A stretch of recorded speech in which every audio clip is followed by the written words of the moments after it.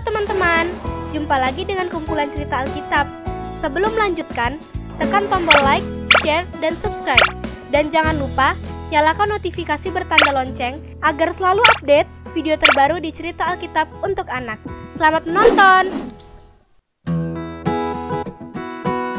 Abraham dan Ishak, ujian untuk Abraham. Sejak peristiwa Sodom dan Gomora, Abraham dan Sarah tidak lepas dari penyertaan Tuhan. Abraham setia menunggu janji Tuhan selama 25 tahun. Abraham sudah berumur 100 tahun, sedangkan Sarah berumur 90 tahun. Suatu hari, Sarah berbicara kepada Abraham. Abraham, sepertinya Tuhan telah menepati janjinya kepada kita. Mengapa engkau berkata demikian? Tuhan benar-benar baik kepada kita. Saat ini aku tengah mengandung anak kita.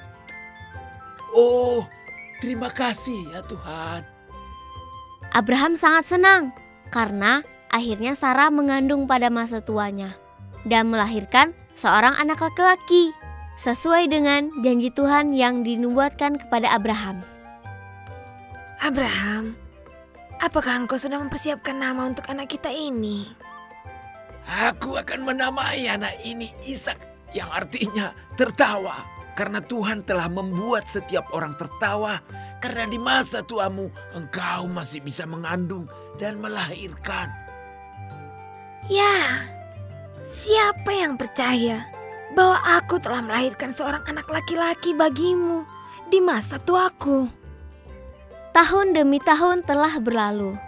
Ishak bertumbuh menjadi seorang remaja. Ishak membuktikan dirinya layak menjadi seorang anak pemimpin bangsa yang besar dan bijaksana. Lihatlah, dia telah mencuri tongkatku. Tidak, aku tidak mencuri tongkatmu. Kalau kamu mengambil tongkat miliknya, maka kembalikanlah. Ingat, kita tidak menyelesaikan perselisihan dengan kekerasan. Baiklah, aku akan mengembalikan tongkatnya. Sementara itu, Tuhan berfirman kepada Abraham.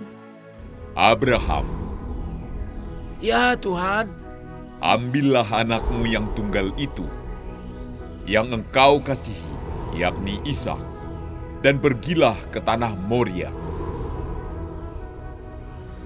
Dan persembahkanlah dia di sana sebagai korban bakaran pada salah satu gunung yang akan kutunjukkan kepadamu. Keesokan harinya, pagi-pagi sekali, ia memasang pelana ke keledainya dan memanggil 2 orang pengikutnya beserta Ishak anaknya. Ia juga membelah kayu untuk korban bakaran itu, lalu pergi ke Gunung Moria. Sesampainya mereka di bawah gunung itu, berkatalah Abraham kepada kedua pengikutnya, tinggallah kalian di sini dengan keledai ini. Aku dan Ishak akan pergi ke sana. Kami akan sembahyang di sana. Setelah itu, kami akan kembali lagi.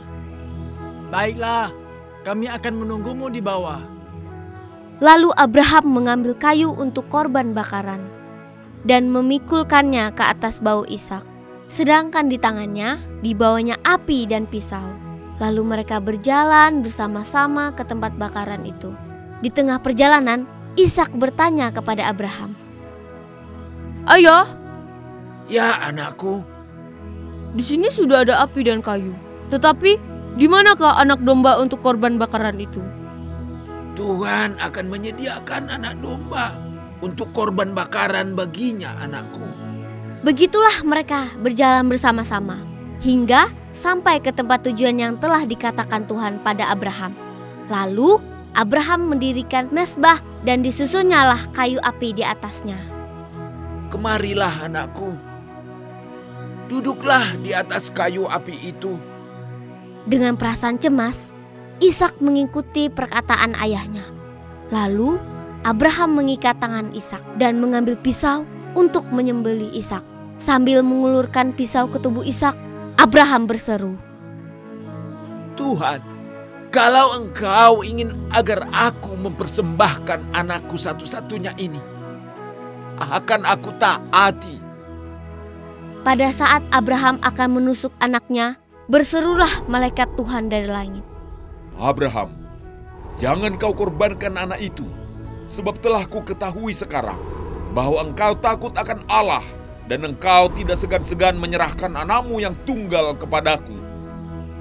Sementara Abraham menatap Ishak dengan penuh kegembiraan, lalu melihat seekor domba jantan di semak-semak tak jauh dari sana. Ayah, lihatlah, di semak-semak itu ada domba yang tersangkut. Ya anakku, itulah domba yang sudah dipersiapkan Tuhan sebagai korban persembahan. Ya Tuhan, aku sangat bersyukur kepadamu. Lalu cepat-cepat Abraham melepaskan tali dari Ishak dan meletakkan domba jantan itu di atas mezbah. Dengan penuh sukacita, Abraham mengucap syukur kepada Allah, dan Abraham mendengar janji Allah. Melaluimu, semua bangsa di bumi ini akan diberkati. Kemudian kembalilah mereka kepada kedua pengikutnya, dan mereka bersama-sama berangkat ke Berseba, dan mereka pulang dengan penuh sukacita.